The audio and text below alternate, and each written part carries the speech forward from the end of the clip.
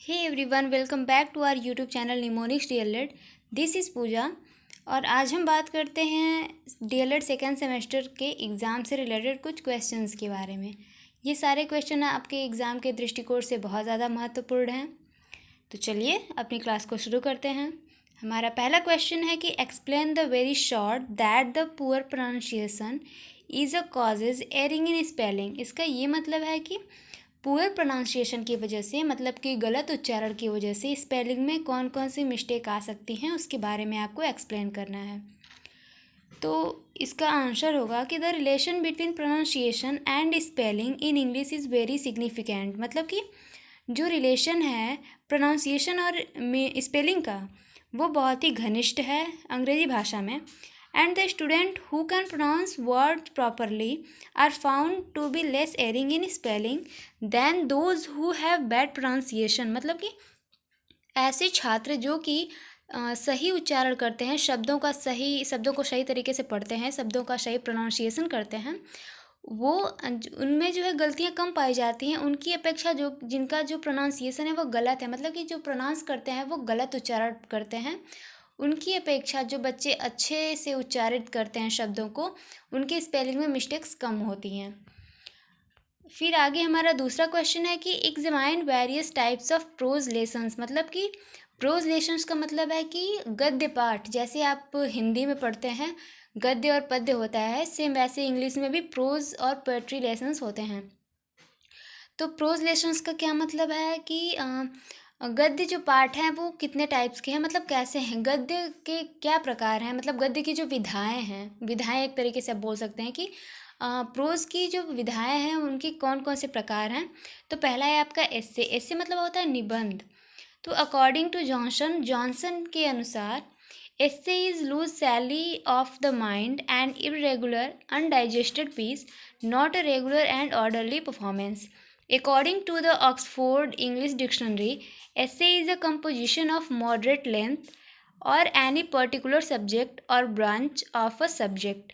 मतलब ये है कि जॉनसन ने कहा है, अपने अकॉर्डिंग तथ्य दिया है, और ऑक्सफोर्ड इंग्लिश डिक्शनरी ने भी उसके अनुसार क्या कहा गया है कि ऐसे क्या है, इससे एक कंपोजिशन है ऑफ मॉडरेट लेंथ का और एनी पर्टिकुलर सब्जेक्ट, मतलब किसी सब्जेक्ट का या फिर किसी सब्जेक्ट की एक शाखा का। उसके बाद है आपका नावल मीन्स होता है आपका उपन्यास। तो according to W William, novel is a long narrative in prose detailing the actions of fictitious people. मतलब कि जो इसका मतलब ये होगा कि जो उपन्यास है वो काल्पनिक व्यक्तियों के मध्य जो रचनाएं की जाती हैं, मतलब काल्पनिकता को लेकर के जो रचना की जाती है वो नॉवेल होता है। मतलब कि गद्य की एक ऐसी डिटेलिंग विधा, मतलब कि एक लंबी विधा है नॉवेल जो काल्पनिक लोगों के मध्य स्थित ब्यौरे को बताती है। मतलब काल्पनिक लोगों को एक समूह में रख करके कोई रचना की जाती है, कोई बड़ी रचना की जाती है, वो उपन्यास होता है। फिर नेक्स्ट है हमारा शॉर्ट स्टोरी का मतलब कि लघु कथा आप कह सकते हैं। तो short story is a comparatively recent development in English literature. मतलब कि अंग्रेजी भाषा साहित्य में जो शॉर्ट स्टोरी है वो अभी जल्दी विकसित हुई है। It is not merely a greatly short and novel, it shares of course the usual constituent of all fiction, plot, character and setting, but they can not be treated with the same detail as in a novel. मतलब कि short story का मतलब आप लघु कथा समझ रहे हैं तो इसे आप नॉवेल का एक पार्ट बोल सकते हैं। पर यहाँ पे नॉवेल में जैसे डिटेल दी हुई होती है किसी कैरेक्टर के बारे में, कैरेक्टर के द्वारा किए गए एक्शंस के बारे में, तो दिया हुआ कि but they can not be treated, मतलब वो ऐसे ट्रीट नहीं की जाती है जैसे कि नॉवेल में दिया हुआ होता है। मतलब नॉवेल में पूरे एक्सप्लेन करके दिया हुआ होता है, वैसे ही शॉर्ट स्टोरी में उतना डिटेल नहीं होता है। उसके बाद है बायोग्राफी का ये मतलब है कि the biography as an art form has developed comparatively recently. मतलब कि बायोग्राफी भी है जो साहित्य, अंग्रेजी भाषा साहित्य में रिसेंटली डेवलप हुई है। According to the Oxford dictionary के अनुसार biography is the history of the lifes of individual man as a branch of literature. मतलब कि जो साहित्य से संबंधित व्यक्ति हैं उनके बारे में कुछ लिखना, मतलब कि उनके जीवन के बारे में कुछ लिखना, उनकी जीवन से रिलेटेड घटनाओं के बारे में लिखना कि उन्होंने साहित्य में अपना क्या योगदान दिया, उनका जीवन था वो कैसा था, क्या उन्होंने अपने जीवन में अचीव किया। तो ये सारी चीज़ें लिखना, मतलब किसी के बारे में, वो बायोग्राफी होता है। और अगर बायोग्राफी के सामने आप ऑटो लगा दें, मतलब अगर ऑटोबायोग्राफी होगा तो इसका ये मतलब होगा कि आत्मकथा, मतलब स्वयं के बारे में जो भी चीज़ें आपने अचीव की हैं, जो भी आपकी जीवनी है, आपने क्या क्या योगदान दिया है, तो ये सारी चीज़ें लिखना ऑटोबायोग्राफी हो गया। और बायोग्राफी मतलब किसी दूसरे के बारे में, साहित्य से जुड़े किसी व्यक्ति के बारे में कुछ लिखना, आपकी बायोग्राफी हो गई। उसके बाद है कंपोजिशन। तो composition is an art of self expression. It is called the expressive aspect of language. मतलब कि कंपोजिशन एक ऐसी कला है ऑफ सेल्फ एक्सप्रेशन, खुद के एक्सप्रेशन को एक्सप्रेस करने का एक साधन, एक कला है। It is called the expressive aspect of language. मतलब कि भाषा को आप किस तरीके से अपने शब्दों में कह रहे हैं, आप किस तरीके से एक्सप्रेस कर रहे हैं अपने विचारों को, वो होता है आपका कंपोजिशन। उसके बाद आगे हमारा कि what is audio visual ads. मतलब कि ऑडियो विजुअल एड्स क्या हैं। ऑडियो मतलब होता है जो ऐसी चीज़ें जो जिसे हम सुन सकते हैं, विजुअल मतलब जो देख सकते हैं। तो ऑडियो विजुअल एड्स के बारे में पूछा है, मतलब ऐसा साधन जो देखा और सुना जा सकता है, मतलब जिसके द्वारा शिक्षण आपका देख के और सुन के जो शिक्षण किया जाता है, ऐसी चीज़ों के बारे में, ऐसे एड्स के बारे में पूछा है कि ये सब क्या हैं। तो audio visual aids are any device by means of which the learning process may be encouraged और कैरिड ऑन थ्रू सेंस और हियरिंग और साइट और बोथ। इसका ये मतलब है कि जो ऑडियो विजुअल एड्स हैं, किसी भी आप देख सकते हैं कि ऑडियो विजुअल एड्स के लिए किसी डिवाइस की ज़रूरत पड़ेगी, या सिर्फ ऑडियो को ले लीजिए तो किसी चीज़ को सुनने के लिए आपको किसी डिवाइस की ज़रूरत पड़ेगी। डिवाइस के थ्रू आप सुन सकते हैं। विजुअल के लिए जैसे मान लीजिए आपको बच्चे को किसी बच्चे को पढ़ा रहे हैं, तो उसको अगर चलचित्र के माध्यम से सिखाया जाए तो बच्चा जल्दी सीखेगा। बच्चों को छोटी छोटी ऐसी ड्रामेटिक कुछ चीज़ें दिखानी हो, या फिर कोई ड्रामा ही दिखाना हो जिससे कुछ अच्छी सीख मिल रही है बच्चों को, बच्चे कुछ ज़्यादा सीख रहे हैं, तो ऐसी चीज़ों को आप अगर बच्चे को दिखा के समझाना चाहें, सुना के समझाना चाहें, तो वो उन सारी चीज़ों को मतलब सीखेगा। वो सारी चीज़ें वो जल्दी उसे आकर्षित करेंगी और वो उसे सीखना चाहेगा, उसका इंटरेस्ट बढ़ेगा।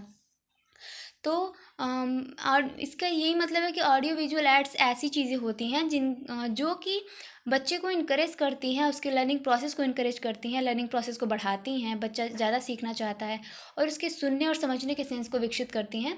और सुनने और समझने के सेंस को विकसित करने के बाद, मतलब विकसित हो जाने के बाद, बच्चा चीज़ों को जल्दी सीखता है, जल्दी समझता है, और उसकी लर्निंग प्रोसेस काफ़ी तेज़ हो जाती है। उसके बाद है types of audio visual ads. तो ऑडियो विजुअल एड्स के क्या टाइप्स हैं, मतलब कितने प्रकार का होता है। तो ऑडियो एड्स होता है, ऑडियो विजुअल एड्स होता है, और विजुअल एड्स होता है। मतलब कि ऑडियो एड्स में आपका कोई भी श्रव्य सामग्री आ जाएगी, मतलब जिसे हम सिर्फ सुन सकते हैं। विजुअल एड्स में आपका आ जाएगा जिसे हम सिर्फ देख सकते हैं। और ऑडियो विजुअल एड्स में मतलब जिसे हम सुन भी सकते हैं, देख भी सकते हैं। ऑडियो एड्स में आपका रेडियो हो जाएगा, टेप रिकॉर्डर हो जाएगा। विजुअल एड्स में आपका कोई भी जैसे चार्ट हो गया, चार्ट के थ्रू आप बच्चे को कुछ सिखा रहे हैं। उसके बाद ऑडियो विजुअल एड्स में आपका टेलीविज़न हो गया, मोबाइल फ़ोन हो गया। उसके बाद चलिए आपका नेक्स्ट क्या है। नेक्स्ट कह रहा है कि right the two advantage of audio visual ads. मतलब कि ऑडियो विजुअल एड्स के दो एडवांटेज लिखिए। मतलब कि इसकी दो क्या बोलते हैं, एडवांटेज क्या है, मतलब कि क्वालिटीज़ क्या हैं, इससे जो है कि कैसे ये महत्वपूर्ण है चीज़ों को सिखाने के लिए, इससे कैसे बच्चे जल्दी सीखते हैं, क्या तरीका है इसका। तो ये इसमें पूछा है। पहला है आपका कि English is difficult language. English जो है, अंग्रेजी भाषा जो है, वो आपकी एक डिफ़िकल्ट लैंग्वेज है, मतलब कि एक कठिन भाषा है। Audio visual ads make learning English easy. मतलब कि जो ऑडियो विजुअल एड्स है वो इंग्लिश भाषा की लर्निंग को, इंग्लिश भाषा के सीखने के तरीके को और सरल बना देता है। फिर उसके बाद सेकंड है कि a good English teaching is possible only in natural English environment. Audio visual ads help in creating that type of environment. मतलब कि अ गुड इंग्लिश टीचिंग मतलब कि एक अच्छी अंग्रेजी शिक्षण एक अच्छा अंग्रेजी शिक्षण तभी पॉसिबल है जब बच्चे को एक नेचुरल इंग्लिश का एनवायरनमेंट दिया जाए। मतलब कि नेचुरल इंग्लिश का इन्वायरमेंट कहने का मतलब ये है कि बच्चे को ऐसे इन्वायरमेंट में रखना चाहिए। इन्वायरमेंट उसके चारों तरफ का जो पर्यावरण है ऐसा बनाना चाहिए कि उसमें बच्चा चीज़ों को सीख सके। मतलब कि उसके आसपास अगर आपको इंग्लिश इन्वायरमेंट तैयार करना है तो बच्चे को ऐसे पर्यावरण के मध्य रखना चाहिए जहाँ सारी चीज़ें, जैसे आप भी बात करें तो इंग्लिश में बात करें, कोई और बात करे, चीज़ें सारी उसे सिखाई जाए तो इंग्लिश टू इंग्लिश ही सिखाई जाए, किसी और लैंग्वेज का यूज़ नहीं हो। तो ऐसे इन्वायरमेंट पे अगर बच्चा रहेगा तो वो एक अच्छी इंग्लिश सीख सकता है। फिर ये audio visual ads help in creating that type of environment. मतलब कि ऐसा इन्वायरमेंट बनाने के लिए जो ऑडियो विजुअल एड्स है वो काफ़ी मदद करता है। उसके बाद है आपका नेक्स्ट